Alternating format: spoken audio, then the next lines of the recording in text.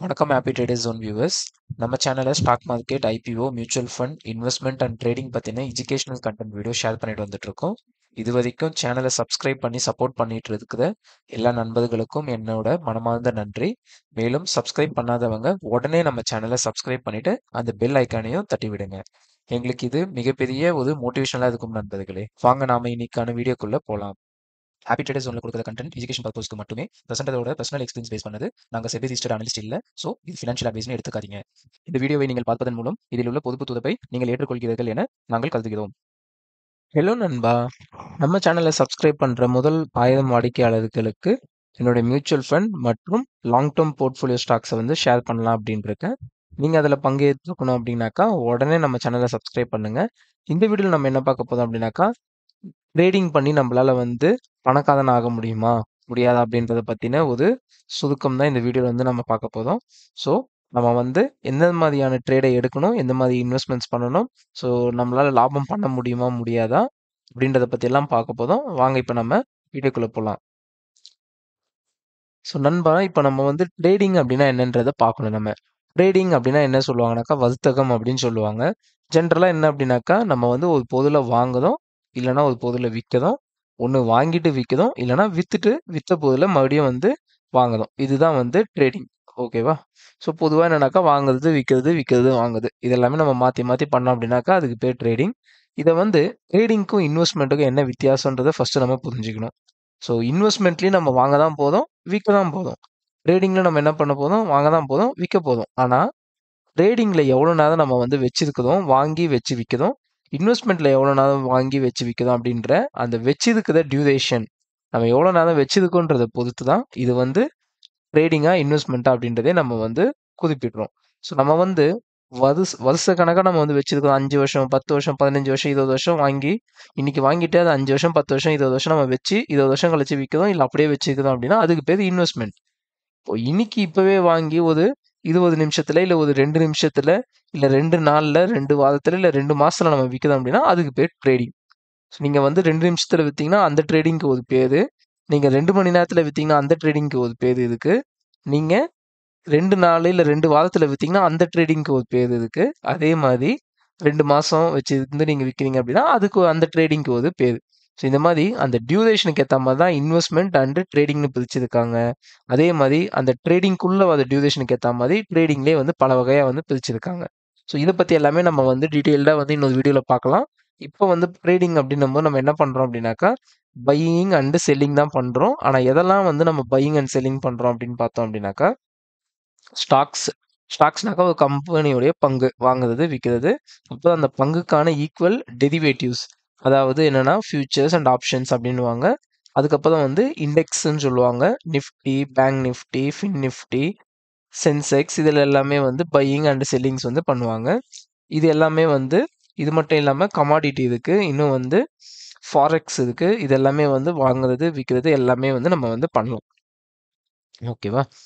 So investment பொறுத்த வரைக்கும் என்னன்னாக்கா நான் சொன்ன மாதிரி இன்வெஸ்ட்மெண்ட்ன்றது 5 வருஷம், 10 வருஷம், 15 வருஷம், 20 வருஷன்றதுக்கு ஒரு கோல் ஓரியன்டாக இருக்கும். ஆனால் ட்ரேடிங்கிறது வந்து என்னன்னாக்கா ஒரு ரீசெண்ட் டேஸில் நடந்த ஒரு ஈவெண்ட்டை வச்சு ஸ்டாக் வந்து மேலே போகுமா கீழே போகுமா அப்படின்றத வந்து ப்ரிடிக்ட் பண்ணுறது தான் வந்து ட்ரேடிங். ஸோ இது வந்து ஷார்ட் டேர்மில் வந்து நம்ம வந்து டிசைட் பண்ணுறோம். அண்டு இந்த ப்ரைஸ் மூமெண்ட்டுமே வந்து ஷார்ட் டேர்மில் இருக்கிறதுனால இதில் வந்து ரிஸ்க் இன்வால்வ் வந்து கொஞ்சம் வந்து இருக்கும். ஏன் அப்படின்னாக்கா நம்ம வந்து எந்த பொருள் மேலே போக போதோ அதை தான் நம்ம வந்து வாங்குவோம். எந்த பொருள் கீழே போக போதோ அதை தான் வந்து விற்க போகிறோம். இந்த பொருள் வந்து நல்ல பொருளா கெட்ட பொருளா அப்படின்றத நம்ம இங்கே ட்ரேடிங்கை பொறுத்த வரைக்கும் பார்க்க மாட்டாங்க. நான் இன்வெஸ்ட்மெண்ட்டை பொறுத்த வரைக்கும் அப்படி கிடையாது. ஏன்னா அது வந்து 5 வருஷம் 10 வருஷம் வந்து அந்த பிஸ்னஸில் பார்ட் ஆகணுன்றதுனால அது நல்ல பொருளா இல்லையான்றதை ஃபர்ஸ்ட் பார்ப்பாங்க. நல்ல பொருள் அப்படின்னு தெரிஞ்ச உடனே, நல்ல ஸ்டாக் அப்படின்னு தெரிஞ்ச உடனே அவங்க அதில் இன்வெஸ்ட்மெண்ட்டை தொடருவாங்க. ஆனால் ட்ரேடிங் பொறுத்த வரைக்கும் நமக்கு தேவை 5 ரூபாய்க்கு வாங்கினதை 6 ரூபாய்க்கு விற்கணும், இல்லை 7 ரூபாய்க்கு விற்றதை 4 ரூபாய்க்கு வாங்கணும், அவ்வளோதான். அது வந்து நல்ல ஸ்டாக்கோ இல்லை நல்லா இல்லாத ஸ்டாக்கோ அதை பற்றியெல்லாம் வரி பண்ணவே மாட்டாங்க ட்ரேடர்ஸ். ஸோ அவங்கள பொறுத்த வரைக்கும் நம்ம எதை வாங்குறோம் எதை விற்கிறோன்றது முக்கியம் கிடையாது, எங்கே வாங்குறோம் எங்கே விற்கிறோன்றது தான் முக்கியம். ஆனால் இன்வெஸ்ட்மெண்ட் பொறுத்த வரைக்கும் எங்கே வாங்குறோம் எங்கே விற்கிறோம் ப்ளஸ் எதை வாங்குறோம் எதை விற்கிறோன்றது எல்லாமே வந்து முக்கியம். ஓகேவா? ஸோ இது வந்து ஒரு கேம் மாதிரி தான். பட் ஆனால் வந்து ட்ரேடிங்கிறது வந்து ஒரு ஃபாஸ்டான ஒரு கேம். ஸோ இந்த கேமில் வந்து நம்ம வின் பண்ணணும் அப்படின்னாக்கா கண்டிப்பாக அதுக்கு வந்து நமக்கு என்ன தேவை அப்படின்னாக்கா நிறைய விஷயம் தேவை. அதில் ஒன்று தான் வந்து என்னன்னாக்கா இங்கே வந்து நம்ம வந்து ஸ்ட்ராட்டஜின்னு போட்டிருக்கோம். பட் ஸ்ட்ராட்டஜி மட்டும் கிடையாது. நமக்கு மன வலிமையும் மன உறுதியும் தான் முக்கியமே. ஸோ ஏன் அப்படின்னு பார்த்தோம் அப்படின்றத நம்ம நெக்ஸ்ட் ஸ்லைட்ஸில் பார்க்கலாம். ஸோ நம்மளால வந்து ரிச் ஆக முடியுமா, பணக்காரன் ஆக முடியுமா ட்ரேடிங் பண்ணி அப்படின்னு பார்த்தீங்கன்னாக்கா எஸ் கண்டிப்பாக முடியும். ஆனால் இந்த கேட்டகரியில் வர மெம்பர்ஸ் வந்து பார்த்தீங்கன்னாக்கா ரொம்ப கம்மி சதவீத மெம்பர் தான் இருப்பாங்க. ஓகேவா? ஆனால் ட்ரேடிங் பண்ணி வந்து உங்களோட லிவிங் வந்து இது பண்ண முடியுமா அப்படின்னாக்கா அதுவுமே முடியும். ஆனால் அதுக்கு நமக்கு என்னென்ன வேணும் அப்படின்னும் போது ஸ்ட்ராங்காக வந்து நமக்கு வந்து டெக்னிக்கல் அனலைசிஸ் நாலேஜ் வந்து கண்டிப்பாக வேணும்.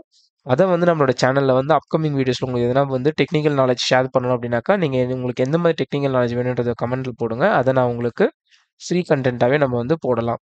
ஸோ அடுத்தது வந்து என்னன்னாக்கா risk management. So risk management discipline அப்படின்னா என்னன்னு சொல்ல வரோம் அப்படின்னாக்கா நம்ம ஒரு விஷயத்த ஒரு ஸ்டாக்கை வந்து நீங்கள் வந்து 10 ரூபாய்க்கு வாங்குறீங்க. அது வந்து 13 ரூபா இல்லை 15 ரூபா போகும்னு சொல்லி நீங்கள் 10 ரூபாய்க்கு வாங்குறீங்க. இன்கேஸ் அது 8 ரூபா வந்துரும். இன்கேஸ் அது வந்து 7 ரூபாய்க்கு வந்துரும். இன்கேஸ் வந்து அது 5 ரூபாய்க்கு போயிடும். இல்ல சம்டைம்ஸ் நீங்க 10 ரூபாய்க்கு வாங்குனது 1 ரூபாய்க்கு கூட போயிடும். ஸோ அது வந்து நீங்க வாங்குறதே வந்து நல்ல ஸ்டாக்கா இல்லையான்றதெல்லாம் பார்க்க மாட்டீங்க. 10 ரூபாய்க்கு வாங்குனா மேல போகுமா, இல்ல கீழ போகுமான்றத பார்த்து தான் வாங்குறீங்க. அப்படி இருக்கும்போது, நீங்க எடுத்த ஒரு டிசிஷனுக்கு அகைன்ஸ்ட்டா வருது. அகைன்ஸ்ட்டா ஸ்டாக் போகுதுன்னும்போது, அத வந்து அதான் ரிஸ்க். அந்த ரிஸ்க்க வந்து எப்படி மேனேஜ் பண்ண போறோம் அப்படின்றது நமக்கு ரொம்பவே முக்கியம். And discipline. அந்த டிசிப்ளின்றது என்ன அப்படின்னாக்கா, அதுதான் நம்மளுடைய மன உறுதி அண்ட் மன வலிமை. அந்த இடத்துல ஒரு சின்ன சின்ன லாஸ வந்து நம்ம புக் பண்ணிட்டு வெளியில உடனே வரணும். அந்த லாஸ புக் பண்றதுக்கான மனப்பக்குவம் நமக்கு தேவை. ஸோ ட்ரேடிங் பொறுத்தவரைக்கும் 80% வந்து நம்மளுடைய எமோஷன கண்ட்ரோல் பண்ண தெரிஞ்சிருக்கணும். ஸோ 20% டெக்னிக்கல் நாலேட்ஜ் இருந்தா போதும். டெக்னிக்கல் நாலேட்ஜ்ன்றது எதுக்கு அப்படின்னாக்கா, நம்ம வந்து எத வாங்க போறோம், எந்த ரேஞ்ச்ல வாங்க போறோம் அப்படின்றத வந்து ஒரு அனலைஸ் பண்றதுக்கு தான். ஸோ நெக்ஸ்ட் வந்து ஒரு 2 டேஸ், 3 டேஸ்க்கு இந்த ஸ்டாக் எப்படி இருக்கும்? இல்ல ஒரு 1 ஆர் 2 வீக்ஸ்க்கு இந்த ஸ்டாக் மேல போகுமா? போகாதா? அப்படின்றது எல்லாமே வந்து பாஸ்ட் அனலைசிஸ பொறுத்து, பாஸ்ட் அந்த சார்ட்டோடைய டேட்டாஸ பொறுத்து, பாஸ்ட்ல அந்த பாஸ்ட் ஹிஸ்டரி அந்த ஸ்டாக்ஸ் எப்படியெல்லாம் வந்து பாஸ்ட்ல வந்து பெர்ஃபார்ம் பண்ணியிருக்கு, டெக்னிக்கல் அனாலிசிஸ் பேஸ் பண்ணி அது வந்து ஃபங்ஷன் ஆயிருக்கா? ஒர்க் அவுட் ஆயிருக்கா? ஸோ எந்தெந்த ஸ்டாக்ஸ்ல எந்தெந்த டெக்னிக்கல் அனாலிசிஸ் ஒர்க் ஆகுது? எல்லாமே வந்து ஹிஸ்டரி பேஸ் பண்ணி தான் வந்து ஃபியூச்சரு. அதே மாரி ஆனா ரிஸ்க் மேனேஜ்மெண்ட்ன்னும்போது, அது நம்மளுடைய எமோஷன். ஸோ அடுத்தது வந்து என்னன்னாக்கா, நம்ம வந்து எமோஷனல் கண்ட்ரோல் அப்படின்னுவாங்க. சில டைம் வந்து ஒரு சில ட்ரேடர்ஸ்க்கு வந்து 1, 2 ட்ரேடிங் பண்ணுவாங்க. அது வந்து லாஸ் ஆயிடும்.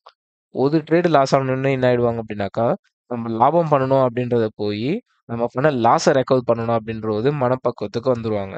அதுதான் வந்து ரொம்பவே வந்து தப்பான ஒரு டிசிஷன். அது நம்மள எங்க கொண்டு போய் விடும் அப்படின்னாக்கா, இன்னமும் நெறைய லாஸ பண்றதுக்கு தான் அது எமோஷனலா வந்து தூண்டி எடுத்துட்டு போயிடும். அதனால நமக்கு வந்து லாபமோ, நஷ்டமோ ஒரு நீங்க வந்து ஒரு ட்ரேடிங் எடுக்குறீங்க, ஒரு ட்ரேட் எடுக்குறீங்க அப்படின்னாக்கா, லாபமோ, நஷ்டமோ அத நம்ம வந்து அன்னைக்கு என்னைக்கு எக்ஸிட் பண்றோமோ, அன்னையோட அத வந்து மறந்துடணும். இந்த இன்கேஸ் நீங்க லாஸ் எதனா பண்றீங்க அப்படின்னா, அன்னைக்கே கூட நீங்க வந்து ட்ரேடிங் டைம்ல குளோஸ் பண்ணிடுங்க. ஏன்னா, இல்லன்னா அது வந்து உங்கள இன்னும் நெறைய ட்ரேட் எடுக்க வைக்கும். அது வந்து இன்னமும் வந்து தப்பான டிசிஷன்ஸ் எடுக்க வைக்கும். இந்த எமோஷனல் கண்ட்ரோல் இல்ல அப்படின்னாலே நெறைய லாஸஸ் வந்து வர ஆரம்பிச்சுரும். அடுத்து வந்து என்ன அப்படின்னாக்கா, consistent learning and back testing. இப்ப நான் ஆல்ரெடி சொன்ன மாரி, நம்ம வந்து டெக்னிக்கல்ஸ் பொறுத்தவரைக்கும் வந்து நியூவா வந்து நம்ம லேர்ன் பண்ணிக்கிட்டே இருக்கணும். அண்ட் ஒரு சில ஆல்ரெடி இருக்கிற பாஸ்ட் ஹிஸ்டாரிக்கல் டெக்னிக்கல்ஸ் தெரிஞ்சிருந்தாலே வந்து நம்ம 80-90% அக்யூரசில நம்ம வந்து ட்ரேட் எடுக்கலாம் கண்டிப்பா. ஆனா வந்து நமக்கு அந்த இது வந்து நம்ம பிராக்டிஸ் பண்ணிக்கிட்டே இருக்கணும். அது மட்டும் இல்லாம எந்தெந்த ஸ்டாக்ஸ்ல எந்தெந்த டெக்னிக்கல்ஸ் வந்து ஒர்க் ஆகுது அப்படின்றத நம்ம வந்து கொஞ்சம் வந்து அப்பப்போ ட்ரேட் எடுக்கும்போது நம்ம வந்து பார்த்து வச்சுக்கிட்டோம் அப்படின்னா, அது வந்து நமக்கு கண்டிப்பா யூஸ் ஆகும். ஸோ இந்த மாதிரி skills and knowledge and emotional control எல்லாம் இருக்குன்ற பட்சத்துல நம்மளால ட்ரேடிங் பண்ணியுமே வந்து நம்மளால ரிச் ஆக முடியும். பணக்காரனாக முடியும். ஸோ இது முடியாது அப்படின்றதுக்கு என்னென்ன ரீசன்ஸ்லாம் அப்படின்னு பார்த்தோம் அப்படின்னாக்கா, ஸோ உங்களால வந்து ஒரு பேர் வந்து பார்த்தோம் அப்படின்னாக்கா, இந்த ஸ்டாக் கண்டிப்பா மேல போயிடும், கண்டிப்பா மேல போயிடும்னு சொல்லிட்டு வாங்குவாங்க. ஆனா அவங்களுக்கு வந்து எந்த ஒரு பிரைஸ் பேட்டர்ன் எதுவுமே தெரியாது. ஸோ ஏன் சடனா வந்து ஸ்டாக் வந்து 5% மேல போயிருக்கும். நாளைக்கு போய் வாங்கிடுவாங்க. அவங்க வந்து அந்த ஸ்டாக்க வந்து கீழேருந்து 5% ஏறி, அது ரெசிஸ்டன்ஸ்ல இருக்கா? சப்போர்ட்ல இருக்கா? எங்க இருக்கு? எதுவுமே தெரியாது. ஆனா, அவங்களுக்கு வந்து ஒரு இன்டென்ஷன் சொல்லும். இல்ல இந்த ஸ்டாக் கண்டிப்பா ஏறும். இப்படின்ற ஒரு இன்டென்ஷன்ல போயிட்டு ஸ்ட்ரெயிட்டா போயிட்டு வாங்கிடுவாங்க. எந்த ஒரு ஐடியாவும் இல்லாம. அதுக்கப்புறம் அவங்க கிட்ட வந்து ஒரு 1,00,000 கேபிட்டல் இருக்கு அப்படின்னாக்கா, 1,00,000 கேபிட்டல் வச்சுட்டு 5,00,000க்கு ஒர்த்தான ஷேர்ஸ வந்து வாங்கி வச்சுப்பாங்க. அப்ப என்ன ஆயிடும்? நீங்க 5,00,000க்கு வாங்கி ஷேர்ஸ் வாங்கி வச்சிருக்கீங்க. ஒரு 20% அந்த ஷேர் இறங்கிடுச்சுனாக்கா, உங்களுடைய 1,00,000 கேபிட்டலுமே வந்து 0 ஆயிடும். ஸோ இந்த மாதிரி வந்து கிட்டத்தட்ட வந்து கடன் வாங்குறது இந்த மாதிரி லிவரேஜ் எடுத்து ட்ரேட் பண்ணுறது ஒன்று தான். ஸோ அதனால எப்பயுமே வந்து நீங்கள் லிவரேஜ் எடுக்கிறீங்க அப்படின்னாக்கா உங்களோட கேபிட்டலை வச்சு மட்டும் பிளான் பண்ணுங்க.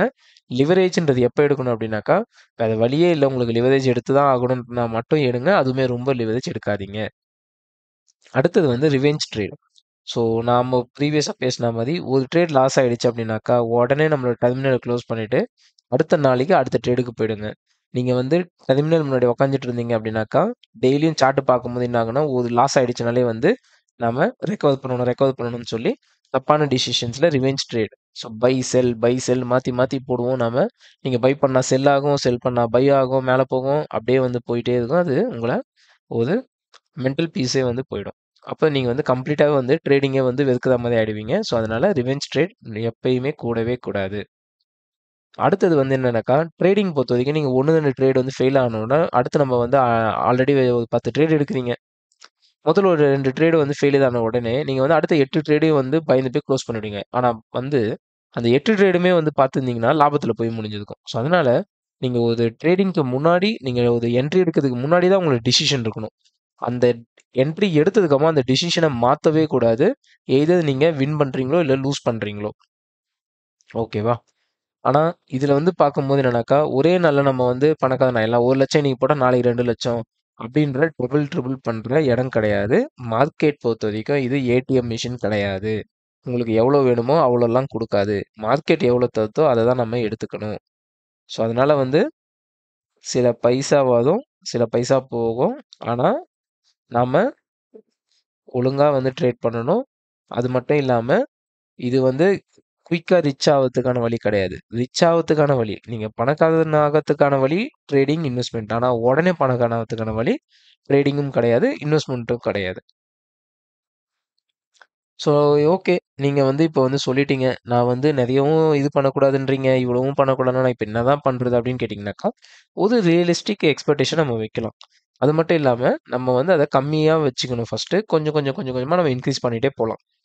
So most of the traders வந்து என்ன பண்ணுறாங்க, பெரிய பெரிய ஒரு 100 கோடி 200 கோடி இல்லை 10 கோடி கோடி கணக்கில் வச்சு இன்வெஸ்ட்மெண்ட் பண்ணி ட்ரேட் பண்ணிட்டு இருக்கிறவங்கலாம் என்ன எக்ஸ்பெக்ட் பண்ணுறாங்க அப்படின்னாக்கா அவங்கள பொறுத்த வரைக்கும் ஒரு 2% மாதத்துக்கு 2லேருந்து 5% வந்தாலே அது வந்து ரொம்பவே வந்து பெரிய அமௌண்ட்டாக பார்க்குறாங்க. ஏன்னா ஒரு 1 crore வச்சுருக்காங்க 1 கோடினா அவங்களுக்கு 2லேருந்து 5%ன்னும் போது மாதத்துக்கு 2னே வச்சிங்கன்னா கூட 2 லட்சம் தான் ஆகுது.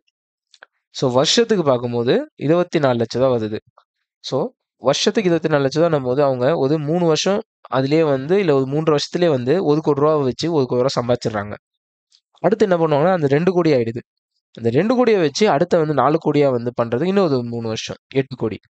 அடுத்தது 8லேருந்து 16க்கு இன்னொரு 3 வருஷம். ஸோ ஒரு 10 வருஷத்துல கிட்டத்தட்ட அவங்களோட 1 கோடி வந்து 16 கோடியா கொண்டு போயிடுறாங்க. எப்படின்னா வெறும் இந்த 2% லாபத்திலேயே. ஸோ 2% லாபத்திலேயே வந்து 1 கோடியா 16 கோடியா கொண்டு போக முடியுது ஒரு 10 வருஷத்துல அப்படின்னாக்கா இப்போ பாருங்க எந்த அளவுக்கு வந்து காம்பவுண்டிங் உடைய பவர் ஒர்க் ஆகுது ட்ரேடிங்ல. ஸோ அதனால வந்து நம்ம வந்து ட்ரேடிங் அப்படின்றது வந்து என்னன்னாக்கா ஒரு வால் முனையில இருக்கிற ஒரு கத்தி சண்டை மாதிரி தான். இதுல வந்து நம்மளோட கேபிட்டல் வந்து கத்தி. நம்ம கத்தி இருந்தா மட்டும்தான் வந்து சண்டை போட முடியும். நம்ம கிட்ட வந்து வாள் இருந்தா மட்டும் தான் வந்து சண்டை போட முடியும். ஸோ உங்ககிட்ட கேபிட்டல் இருந்தா மட்டும் தான் நம்ம ட்ரேட் பண்ண முடியும். அதனால எனி டைம் வந்து கேபிட்டல் வந்து வாஷ் அவுட் ஆகவே விடக்கூடாது நாம. ஓகேங்களா? அதே மாதிரி இன்னொரு விஷயம், ட்ரேடிங் பொறுத்த வரைக்கும் அக்யூரசி வந்து 60 to 70% தான் இது பண்ண முடியும். சம்டைம்ஸ் மார்க்கெட் நல்ல வந்து ஃபேவரபிளா இருக்குன்னும் போது 80 to 90% வரைக்கும் நம்ம எக்ஸ்பெக்ட் பண்ணலாம். ஸோ லாஸஸ் அப்படின்றது பார்ட் ஆஃப் அவர் ஜேர்னி. ட்ரேடரை பொறுத்த வரைக்கும் ஸ்டாப் லாஸ் ஹிட்டு, லாஸு அப்படின்றது வந்து பார்ட் ஆஃப் ஜேர்னி தான். பட் ஆனால் இப்போ நீங்கள் 10 ட்ரேட் எடுக்கிறீங்கனாக்கா 9 ட்ரேடு வந்து நீங்கள் லாஸ் பண்ணாலும் ஒரு ட்ரேடு ப்ராஃபிட் பண்ணாலும் நீங்கள் ப்ராஃபிட்டபிளாக நிற்கணும். அதுதான் வந்து உங்களுடைய ஸ்ட்ராட்டஜியாக இருக்கணும். அந்த மாதிரி ஒரு ஸ்ட்ராட்டஜியை வச்சு தான் நீங்கள் வந்து ரன் பண்ணணும். ஸோ லூஸ் ட்ரேடர்ஸ்க்கும் அண்டு வின்னிங் ட்ரேடர்ஸ்க்கும் எல்லாத்தையுமே வந்து லாஸ் பண்ணுவாங்க. பட் ப்ராஃபிட்டபுளாக இருப்பாங்க வின்னிங் ட்ரேடர்ஸ். அவங்க வந்து 10ல் 2 ஸ்டாக் போனாலும் இல்லை 10ல் 8 ஸ்டாக் வந்து ஸ்டாப் லாஸ் ஹிட் ஆனாலும் மிச்சம் 2 ஸ்டாக்கை வச்சவங்க ப்ராஃபிட்டில் நிற்பாங்க. அவங்க தான் வின்னிங் ட்ரேடர்ஸ். ஸோ நீங்கள் வின்னிங் ட்ரேடர் தான் லூசிங் ட்ரேடர் தான்ன்றது உங்களுடைய technical, emotional plus risk management வச்சு தான் இதுக்கு. ஸோ ட்ரேடிங் வர்சஸ் இன்வெஸ்ட்மெண்ட்ஸ் பொறுத்த வரைக்கும் ஒரு சில ஆஸ்பெக்ட்ஸ் எல்லாமே இப்போ வந்து நம்ம பார்ப்போம். ஸோ டைம் ஹாரிசான் பார்த்தோம் அப்படின்னாக்கா இது வந்து மினிட்ஸ் டு வீக்கு. இது இங்கே வந்து லாங் டேர்மில் வந்து இன்வெஸ்ட்மெண்ட்ஸ்னும் போது இயர்ஸ் கணக்காக வரும். ரிஸ்க் லெவல் பார்த்தோம் அப்படின்னாக்கா ஹை. ஏன் அப்படின்னா ஒரு பர்டிகுலர் டியூரேஷன் ஷார்ட் டைமில் தான் வந்து நம்ம வந்து ட்ரேட் எடுத்து பண்ணிக்கிட்டு இருக்கோம். அந்த ஷார்ட் டைமில் ஒரு நெகட்டிவ் நியூஸ் வரலாம், இல்லை ஒரு பாசிட்டிவ் நியூஸ் வரலாம். அப்படி இருக்கும்போது என்ன ஆகுனாக்கா நியூஸ் பொறுத்த வரைக்கும் ஃபண்டமெண்டல்ஸ் வந்துருச்சு அப்படின்னாலே டெக்னிக்கல்ஸ் வந்து அந்த இடத்துல வந்து கொஞ்சம் ஒர்க் ஆகாது. அந்த மாதிரி டைமில் வந்து நமக்கு ஸ்டாப் லாஸ் வந்து கொஞ்சம் ஹிட் ஆகும். இதுவே நீங்கள் ஒரு லாங் டேர்ம் அப்படின்னாக்கா ஸ்டாக் இறங்குது மேலே போகுது, என்னைக்கு இருந்தாலும் நீ மேலே போய் தான் ஆகணும். நீ மேலே போகும்போது நான் என்ன பண்ணிக்கிறேன், வித்துக்கிறேன் அப்படின்ட்டு வச்சுருக்கலாம். ஆனால் இன்வெஸ்ட்மெண்ட்டை பொறுத்த வரைக்கும் நீங்கள் 10 வருஷம் 20 வருஷம் 30 வருஷம் கூட வச்சிருந்து ரிட்டர்ன்ஸ் கிடைக்கல அப்படின்னா அது வந்து இன்னமும் லாஸை காமிச்சிடணும். லாஸை நீங்கள் புக் பண்ணுறீங்க இல்லையா, ட்ரேடிங்கில் லாஸை புக் பண்ணுவீங்க. அதை காமிச்சிடும் பெரிய லாஸு இந்த இன்வெஸ்ட்மெண்ட்டில் வரதுக்கான வாய்ப்பும் இருக்குது. ஸோ இன்வெஸ்ட்மெண்ட்லேயும் ரிஸ்க் இருக்குது.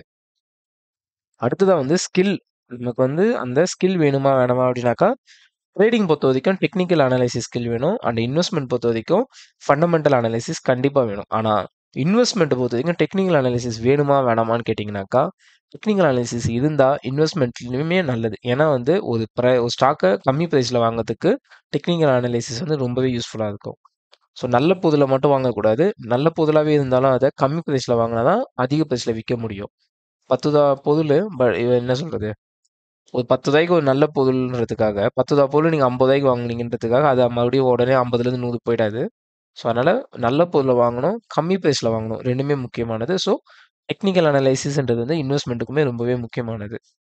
ஸோ வெல்த் பில்டிங் அப்படின்னும் போது ட்ரேடிங் பொறுத்த வரைக்கும் நல்லா ஃபாஸ்ட்டாகவே இருக்கும். பட் ஆனால் நீங்கள் வந்து ஒரு மாதத்துக்கு வந்து 20-30% எக்ஸ்பெக்ட் பண்ணிங்கன்னா ரொம்ப கஷ்டம்.